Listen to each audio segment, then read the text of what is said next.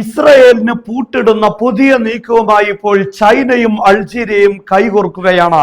നമുക്കറിയാം, ലോകത്തെ ഏറ്റവും കൂടുതൽ പ്രതിസന്ധിയിലാക്കിയിരുന്നത് ഹോർമുസ് കടലിടുക്ക് ഇറാൻ നിയന്ത്രിച്ചതും അവിടെ താൽക്കാലികമായി ബ്ലോക്ക് ചെയ്തതുമാണ്. എങ്കിൽ അതുപോലെ തന്നെ ഏറ്റവും പ്രധാനപ്പെട്ട മറ്റൊരു കടലിടുക്കാണ് സ്ട്രൈറ്റ് ഓഫ് മന്ദബ് എന്നറിയപ്പെടുന്നത്. ഇവിടെ ഹൂത്തികളും അല്ലെങ്കിൽ ഇറാനോടൊപ്പം ചേർന്ന് ഒരു ബ്ലോക്ക് ഏർപ്പെടുത്തുമോ എന്ന വലിയ ഒരു ആശങ്ക ലോകത്ത് നിലനിൽക്കുമ്പോഴാണ് പുതിയൊരു ആശങ്കക്ക് കൂടെ ഇവിടെ തിരികൊളുത്തുന്നത്. ചൈന ഇപ്പോൾ അൾജീരിയയുമായി സഹകരിച്ചുകൊണ്ട് അൾജീരിയയുടെ ഒറാങ് എന്നറിയപ്പെടുന്ന വളരെ പ്രധാനപ്പെട്ട എയർബേസിൽ ചൈനയുടെ ആകാശ യുദ്ധങ്ങളിൽ ഉപയോഗിക്കുന്ന J-10 യുദ്ധവിമാനങ്ങൾ മാത്രമല്ല PL-15 എന്നറിയപ്പെടുന്ന എയർ ടു എയർ മിസൈലുകൾ അടക്കം അൾജീരിയക്ക് നൽകുന്നു.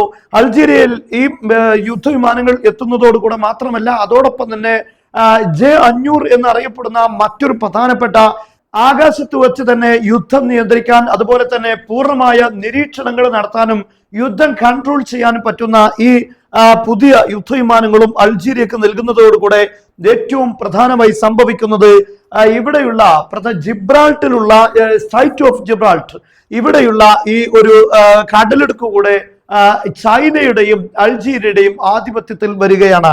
അതായത് സ്പെയിനാണ് യഥാർത്ഥത്തിൽ ഇവിടെയുള്ള ആധിപത്യം നിലനിർത്തുന്നത്. എങ്കിൽ ഈ സ്പെയിനിനോടൊപ്പം ചേർന്ന് ചൈനയും അതുപോലെ തന്നെ അൾജീരിയയും ഇത്തരം ഒരു നീക്കം നടത്തിയാൽ ഇസ്രയേലിന്റെ കഥ കഴിയുമെന്നതിൽ സംശയമില്ല. കാരണം ഇസ്രയേലിനെ സംബന്ധിച്ചിടത്തോളം ഇവിടെ റെഡ് സീ, അതായത് ചെങ്കടൽ, ഇത് യമനികൾ അല്ലെങ്കിൽ ഇറാന്റെ സഹായത്തോടുകൂടെ ഈ യമനികൾ ഈ ചെങ്കടൽ ഇവിടെ സ്ട്രൈറ്റ് ഓഫ് മന്ദബ് അടച്ചു കഴിഞ്ഞാൽ ഈ സൂയസ് കനാല് വഴി ഇസ്രയേലിന്റെ ഭാഗത്തേക്ക് കടലിലേക്ക്, അതായത് മെഡിറ്ററേറിയൻ സീയിലേക്ക് കപ്പലുകൾക്ക് ചെല്ലാൻ കഴിയില്ല. പിന്നെയുള്ള മറ്റൊരു പ്രധാനപ്പെട്ട മാർഗം ഗുഡ് ഹോപ്പ് വഴി സ്ട്രൈറ്റ് ഓഫ് ജിബ്രാൾട്ട് വഴിയാണ് ഇങ്ങോട്ട് കടക്കാനുള്ള ഓപ്ഷൻ. എന്നാൽ ഈ ഭാഗം ഇവിടെ ഈ ഒരു സ്ട്രൈറ്റ് എന്ന് പറയുന്നത് കേവലം 10 കിലോമീറ്റർ മാത്രമാണ് വീതിയുള്ളത്.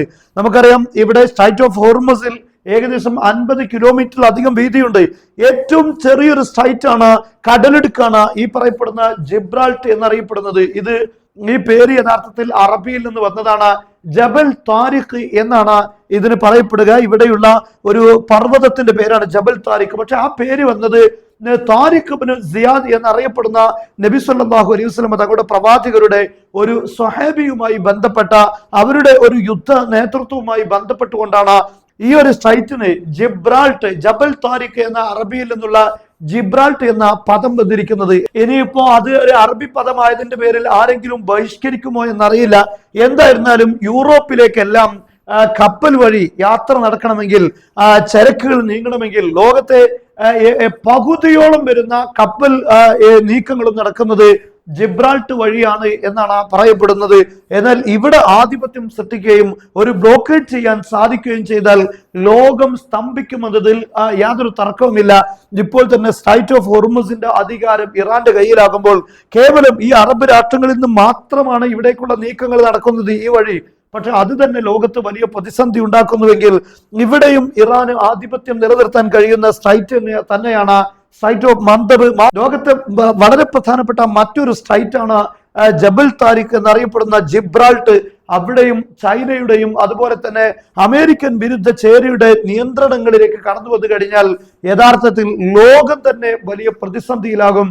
ചൈനക്കെതിരായോ അതുപോലെ തന്നെ അമേരിക്കൻ യൂറോപ്യൻ കക്ഷികൾ ഏകോപിച്ചുകൊണ്ട് അത്തരത്തിലുള്ള ഒരു യുദ്ധം നടക്കുകയാണെങ്കിൽ സ്വാഭാവികമായും ഇത് ഒരു ആണവായുധത്തെക്കാൾ വലിയ ശക്തമായ ആയുധമായി ചൈനക്ക് ഉപയോഗിക്കാൻ കഴിയും.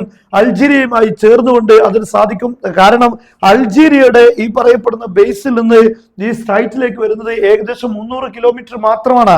യുദ്ധവിമാനങ്ങൾക്കും കപ്പലുകൾക്കും കൃത്യമായി അവിടെ നിയന്ത്രിക്കാൻ സാധിക്കുമെന്നതാണ് ഇതിന്റെ ഏറ്റവും പ്രധാനപ്പെട്ട കാര്യം. എന്തായിരുന്നാലും ആ സ്ട്രൈറ്റ് നിരീക്ഷിക്കുവാൻ ഈ അൾജീരിയയുടെ ബേസ് മുഖേന ചൈനക്ക് പൂർണ്ണമായും സാധിക്കുമെന്നത് ഏറ്റവും പ്രധാനപ്പെട്ട കാര്യമാണ്.